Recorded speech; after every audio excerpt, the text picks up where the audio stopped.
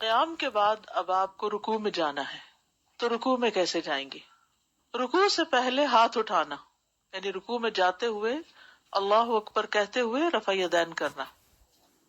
رفع الیدین کے مواقع، نماز کی ابتدا میں سالم بن عبداللہ اپنے والد سے روایت کرتے ہیں کہ رسول اللہ صلی اللہ علیہ وسلم جب نماز شروع کرتے تو اپنے دونوں ہاتھ اپنے کندھوں کے برابر اٹھاتے، اپنے دونوں ہاتھ اپنے کندھوں کے برابر اٹھاتے، یعنی نماز کے آغاز میں کندھوں کے برابر، اور کبھی آپ کانوں کے پاس بھی لے جاتے تھے، نیچے بھی کر سکتے ہیں اور اوپر بھی۔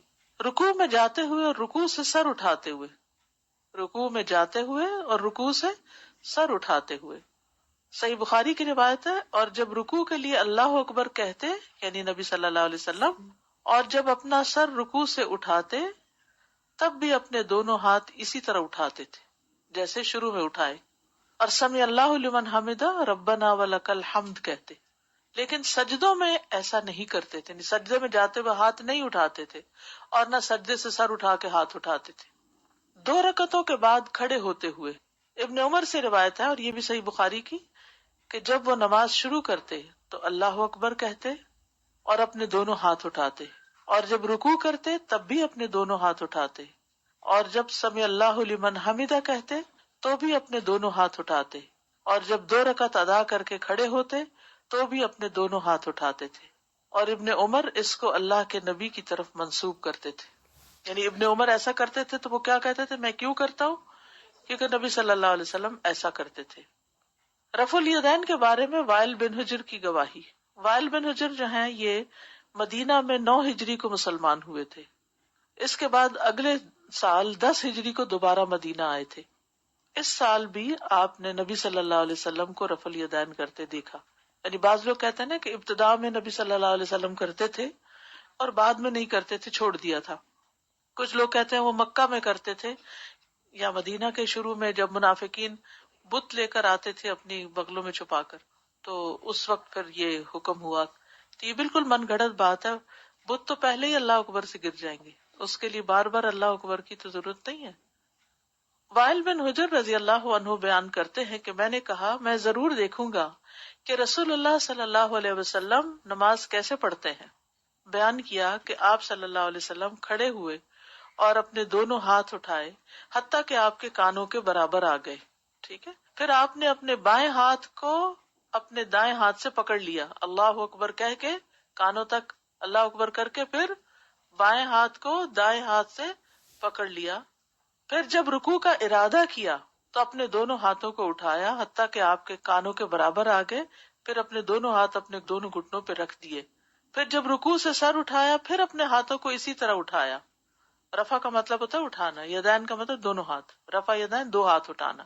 دوسری سند میں ہے، وائل کہتے ہیں کہ ایک مرتبہ پھر نبی صلی اللہ علیہ وسلم کی خدمت میں حاضر ہوا تو لوگوں نے جبے اور کمبل پہن رکھے تھے، سردی ہوگی، تو وہ اسی طرح اپنے کپڑوں کے نیچے سے رفع الیدین کر رہے تھے، یعنی اندر سے بھی کر رہے تھے۔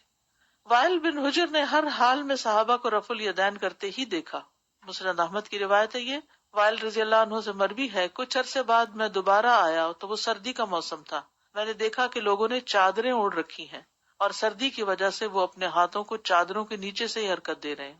ہر انگلی اٹھانے پر ایک نیکی ہے، آدمی اپنی نماز میں اپنے ہاتھ کے ساتھ جو اشارہ کرتا ہے، جیسے اتحیات میں بیٹھ کر اشارہ کرتے ہیں آپ، انگلی ہلاتے ہیں، اس کے عوض اس کے لیے 10 نیکیاں لکھی جاتی ہیں، اور ہر انگلی کے بدلے ایک نیکی ملتی ہے، یعنی اپنے ہاتھ کے ساتھ جو اشارہ کرتا ہے تو ہر انگلی کے بدلے اس کو 10 نیکیاں ملتی ہیں۔ ایک نیکی، اور اس میں یہ بھی آتا ہے کہ شیطان کے اوپر بڑا سخت گزرتا ہے، لوہے سے بھی زیادہ سخت وار پڑتا ہے۔ اور وہی چیز میں ابھی وہ اس کو ریلیٹ کر رہی تھی کہ تھتکارنے پھر جو تھا تو ہمارا ہلکا سا تھتکارنا اس کے اوپر کتنا ہیوی پڑتا ہوگا کہ وہ بھاگ جاتا ہے، تو وہ ہمارے وسوسوں کو دور کرنے کا باعث ہے۔ بالکل، سبحان اللہ۔ یعنی ساتھ ساتھ جو مسائل پیش آتے ہیں ان کا حل بھی بتا دیا گیا ہے۔ ساتھ ساتھ میں نے پوچھنا تھا کہ بھی جیسے ہم کچھ لوگ نہیں اٹھاتے ہاتھ رکوع میں جاتے ہوئے، کیا وہ صحیح ہے؟ وہ حدیث کسی سے ثابت نہیں ہے تو اس کے لیے کیا کرنا چاہیے؟ نبی صلی اللہ علیہ وسلم نے دونوں طریقوں سے نماز پڑھی، لیکن آخری عمل جو ہے آپ کا وہ ہاتھ اٹھانے کا ہے. ٹھیک ہے. اب اگر کوئی نہیں اٹھاتا تو ہاتھ اٹھانا فرائض میں سے نہیں ہے، ارکان میں سے نہیں ہے کہ اگر یہ نہ کیا تو نماز نہیں ہوگی. ہاں اجر کم ہو جائے گا کیونکہ ہاتھ اٹھانے کا اجر ہے. نہیں اٹھایا تو نماز ہو جائے گی. جو لوگ نہیں اٹھاتے ایسا نہیں کہ ان کی نماز نہیں ہوتی، لیکن یہ کہ وہ ایک سنت نہیں پوری کر رہے جو کہ صحیح احادیث سے ثابت ہے. ٹھیک. جس زیادہ جب میں آئی شادی ہو کر تو میری فرینڈس کے پاس جب گئی تو میں چونکہ امام شافعی کو فالو کرتے تھے تو ہم ہاتھ اٹھاتے تھے. اب وہ سمجھنے لگے کہ میں شیعہ ہوں تو مجھ سے اب کہنے لگی کہ شیعہ ہوں. میں نے کہا کیوں؟ تو بولے آپ لوگ یہ بار بار کیوں ہاتھ اٹھاتی ہیں؟ پھر اس کے بعد میں میں نے سمجھایا کہ نہیں ایسا نہیں ہے. تو پھر بعد میں ان کی سمجھ میں آئی بات. اور صحیح. یہ بھی ہمارے ہاں ایک خواہ مخواہ کا ایشو بنا دیا گیا اس کو، حالانکہ اتنی بڑی کوئی بات نہیں ہے. 2 دفعہ ہاتھ اوپر کرنا یا نہ کرنا اس کو اتنی یعنی اسلام اور کفر کی جنگ بنا دیا گیا ہے. ایک ہی نماز میں مطلب جب آپ عادت کر رہے ہوتے ہیں رفع یدین کرنے کی یا نہ کرنے کی، تو ایک ہی نماز میں اگر آپ نے کیا اور پھر دوسری رکعت میں چھٹ گیا تو کوئی حرج، فرض نہیں ہے. ڈاکٹر صاحب جب ہاتھ پکڑتے ہیں تو سیدھا ہاتھ اوپر رکھتے ہیں، الٹا ہاتھ؟ مجھے لگا آپ نے کہا کہ بائیں ہاتھ سے پکڑیں.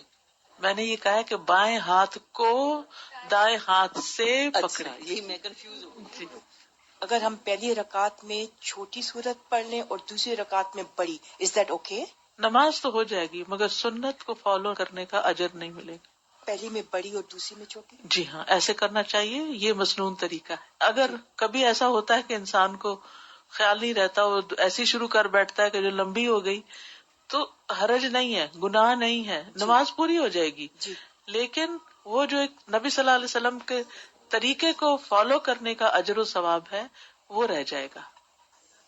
جیسے سورہ بقرہ ہے لمبی سورہ ہے، اور آپ نے کہا کہ ایک ہی سورہ پہلی اور دوسری رکعت میں آرڈر سے ہونی چاہیے. سورہ بقرہ تو لمبی ہے، اگر کچھ پورشن یعنی ایک سورت کی آیات اگر آپ پڑھ رہے ہیں پہلے اور بعد میں تو پہلے شروع کی آیات پڑھیے، دوسری رکعت میں بعد کی آیات پڑھیے. پھر یہ ضروری ہے. جی یہ سیکوینس آئے گا نا اس طرح. اگر بھول گئے کبھی تو کوئی بات نہیں، جی نماز ہو جائے گی.